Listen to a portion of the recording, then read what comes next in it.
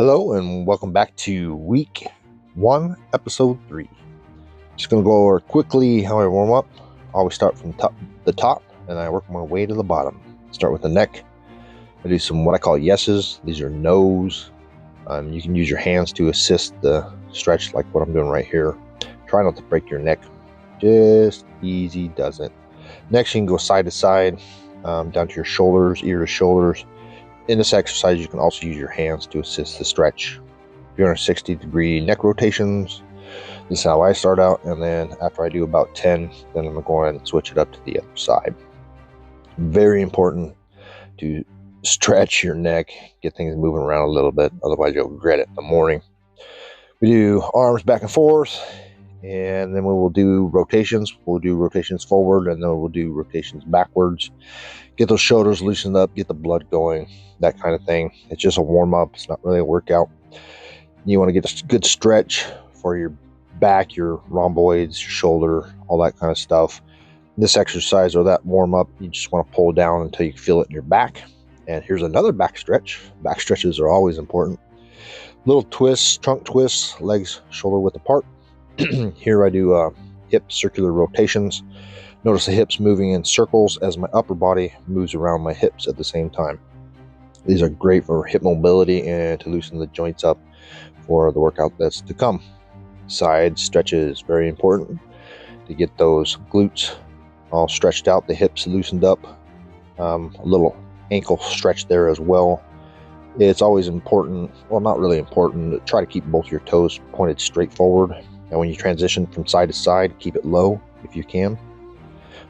Feet shoulder width apart. Just push on your hips forward, stretch the hips more. Here, left leg forward, then I'll switch to the right, and again, more hip stretches. Hip stretches are very important. I get really tight in the hips, so that's really important for me. Now here I'm going to do shoulder width apart. I'm going to go ahead and stretch those hamstrings, slowly moving down. Move down just as much as you can and just relax. Hold it for about 30 seconds, and you should be good to go. Feet are now going to be together, and we're going to do more hip rotations. Notice the hips moving, the upper body moving, and then I'm going to switch it up and go the other direction. Now, once again, another hamstring stretch with the feet together. If you can't touch your toes, that's not a problem. Just take it slow, easy, breathe, and just hold it for about 30 seconds. Most important part is breathing when you're stretching. Here, I'm going to get a little quad warm up my quads. And my knees as well as my ankles are getting a little warm up as well. Just keep them flexible, keep them moving. Knee circles, go 10 times around one direction, 10 times around the other direction. Wax on, wax off, that kind of thing. Knees are very important. That's what I am doing with the last exercise, this exercise. Just getting those knees lubed up, get them going. And then all we're going to do is just shake it out. Get the blood going, get those muscles pumped up. Okay, down to the next phase. Grab the opposite foot and stretch your quads. If you can't grab your foot, there are other ways to do it. You can put your foot up onto a raised platform and just kind of lower yourself down. Or you can just sit on your knees on the ground and just try to lean back as far as you can, get those quads stretched. Here I'm stretching out my calves. Just try to push that wall down, and with your back foot, keep it flat. You should feel this in your calves. Now, important for me is another ankle exercise. Keep those ankles nice and young, I guess you could say. Give them rotate one side, around one side, and rotate around the other, and switch off to your other foot. Keep those ankles in good shape, especially if you're going to be kicking. You're going to have decent ankles for that. And there you have it. That's most of my stretching routine. Here I'm going to just do jog in place just a little bit, get the blood flowing, little 1-2s, no technique, just getting those arms moving, getting the heart moving, get the lungs going. Here I'm going to do some shoe shiners, little uppercuts, no technique, no form, just get the arms moving, get the legs going. Here's more of a plyometric exercise. Lay a jump rope down, jump forward, jump over the jump rope, and jump back over the jump rope. Once you get more advanced, you can jump farther forward and farther backwards. So you don't need to adjust the jump rope, just adjust yourself. Once you're getting better at this, you can go for longer distance forward and back. Great for entering with a jab. Here I'm going to do my hammer curls. Well, not my hammer curls. These are my front delt raises. It's important to keep the body straight up. Don't use your body to lift. Try to let the front of the deltoids, the shoulder muscles, let the front deltoids do the work.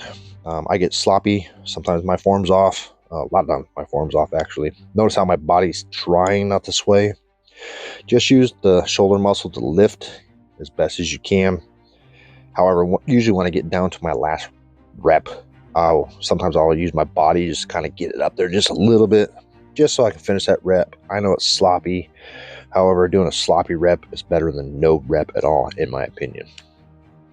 So after that, when you work a certain muscle group, I personally stretch after every single set. So I just did my shoulders, and I'm gonna do a little shoulder stretch, just keep the joints young and fresh. And no matter what exercise I'm doing after every set, I try to keep supple and keep flexible. I don't want to get bulky and not be able to use the muscle that I'm exercising. Okay, now we're getting to the side deltoids. This is how I do my side deltoids. There's many variations of doing side delts. This is the side of your shoulders. This is how I do them. This is how I've been doing them for years, or back in the day anyways. Not for years, in my 40s I was pretty much a piece of crap, but anyways, back in the day, this is how I did my delts. These are your rear delt flies. They're going to work the backside of the shoulders. And now I'm not sure on my form with the rear delt fly here. I think I need to be leaning forward more, because it looks like I might be involving my traps a little bit. Let me know in the comments if you see my form's off with this delt fly. I can feel it in my delt, just there's probably always something better. All right, now we're to the hammer curls. I do each side, I do 12 reps. That's where I'm at, 12 rep range. You might notice, oh God, he's only curling 25 pounds. I'm in the 12 rep range. I'm not gonna go for maxes. I'm certainly not doing 20s. So every time you do a set, that's how many reps you're doing. So I do 12 repetitions. And when I'm done with my 12 repetitions per arm here, that's called one set. So I'll do one set of 12, and I'll move on to the next set 2, reps of 12. Then I'll do set 3, reps of 12, and I'm done. Again, another little stretch for the bicep muscles. Today is delts, biceps, and triceps, if you haven't noticed by now. These are pretty cool. I learned these the other day. These are Zotman curls. They're good for the biceps. They target a different portion of the bicep, I believe. And there's probably some wrist action, forearm action involved. Again, these are Zotman curls. I don't know what they're good for. However, they're a variation of the bicep exercise.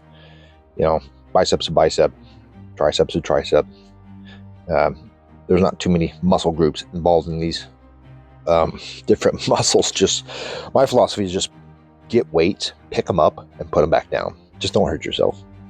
Here we got the preacher curl. Now I'm going to demonstrate something about my concentric and eccentric motions, how you can vary certain weightlifting exercise. Now concentrics, you can go up for 2 seconds, which means lifting. There's my concentric, here's my eccentric. Now on the concentric, I like to go up 2 seconds, then I'll lower for 3 seconds. See how slow that is. Bring it up 2 seconds, hold, and then lower for 3 seconds on the eccentric. These are 21s. Basically what I'm doing, just with the bar, you'll find that these burn your biceps out. It's a great exercise to finish off a bicep exercise. 21s, basically you're doing 7 from your hip area halfway through, doing 7 of those halfway through. And then you do full curls, 7 full curls. And then the last 7, you stop right where I'm at right now. And then you curl, stop, curl halfway through. That's 21 reps, and these things will burn. If you think you can throw 10 or 20 pounds on there, go ahead, suit yourself. Now, and some more stretching. Always stretch. Get the blood going, keep everything fresh, don't hurt yourself. If you have to, massage that lactic acid out. Get out of here, lactic acid. We don't like you. All right, onto the bench. Now we're going to do some kickbacks. These are my favorite tricep exercises. Again, see how the elbow's pinned That's how you should do it, I believe. I mean, I'm not an expert or anything, but that elbow should stay pinned, and you'll feel that definitely in your triceps. Now I'm not even counting. I believe I did a set of 12 here. My next set's going to be the left side, so obviously you don't want to just do your right side and then move on somewhere else. Just make sure that elbow is pinned and you're pushing with that tricep muscle. That's exactly where you should feel it. And like I said, this is one of my favorite tricep exercises. I love these things. Again, if my form's off, let me know in the comments how I can do them better, and I will surely follow. Speaking of tricep exercises, I learned something new the other day about tricep exercises. When I do the cable push downs, I'll get into that because my form is terrible in that one. This one is overhead dumbbell presses or tricep presses. Go behind your neck or behind your head if you can, if you're flexible enough, and just push it straight up forward, keeping those elbows pinned into place. Very important not to swing or rock your back. Looks like my form is fairly good here. Those elbows are trying to stay in place right there. The mirrors in the gym are there for a reason other than to look at yourself and look pretty. They're there to check your form, make sure you're doing it correctly. Here we go. Cable press downs for the triceps. Starting light. I don't know where my freaking PR is. This is probably like a 10-pound plate or a 20. But I'm standing perfectly vertical straight up. I learned that I should be stepping back at least a good step and bend over at the waist while I'm doing this exercise. It'll target the triceps much, much more. I've been doing these for, God, I mean, I learned these in high school. What was that, 30 some odd years ago? And this is the way we learned how to do it. Didn't know you need to step back, bend over at the waist. My point is, with these tricep push downs, these are incorrect. I'm in the incorrect form. Trying to keep your elbows in the same spot. This is just messy. I'm glad I watched this video. That's one of the good things about videos, is that you can come back and look at your form and correct it later on. These are cool. These are my forearm and wrist muscle building exercise. Basically what you do is you let that dumbbell, dumbbell, that's what it's called, not a barbell. You let it roll to the tips of your fingers, and then let it roll up. Let it roll down to the tips, and then let it roll up and curl your wrist at the same time. This is just a variation really of the same exercise. It just looks really cool. Again, another forearm wrist exercise, except this time with a barbell. Doing lightweight. Yeah, I'm not maxing out. Oh God, look, he's only doing 20s, man. I'm not here to show off. 20 pounds, good enough for this old fart. I love being in the gym at this hour. There's nobody there, and I can get away with the camera. If it was busy, I would not be having a camera around. Heavy bag, demonstrating how to work the heavy bag and not have the heavy bag work you. Move with the bag. There you go. Just like that, back and in. Okay. One of the things most beginners, one of the mistakes most beginners make is they get the bag of swinging and then they punch it right there. Now that's going to jam your shoulder, your elbows, your wrists, your fists. When it comes back at you, what you want to do is you want to stop it at a certain point. Here it is. I'm making it swing on purpose, and I'll show you a little something here. Now, when you punch it going away, you're going to make it even worse. That's a big no-no. Don't punch there either. Stop it.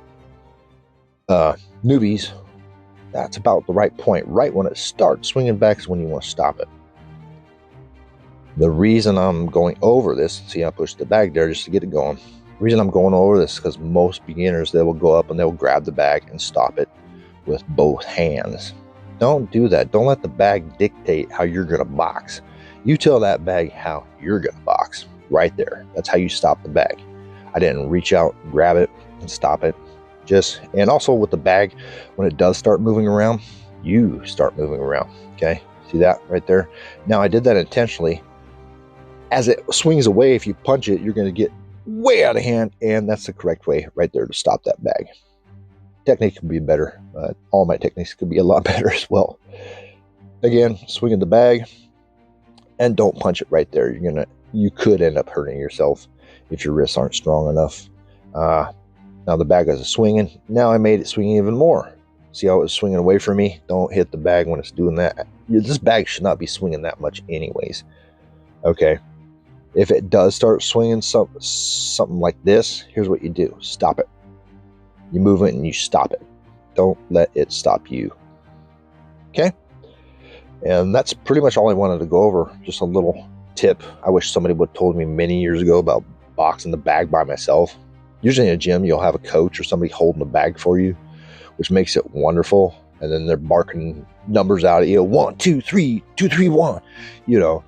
And it's just cool to have somebody hold the bag. If you don't have anybody holding the bag, this is how you're going to work it by yourself. That thing will swing on you. So, like I said, you work the bag.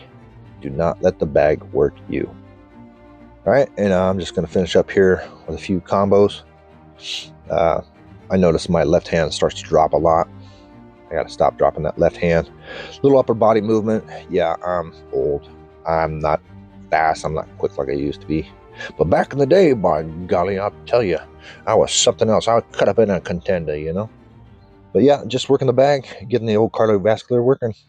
Peace out.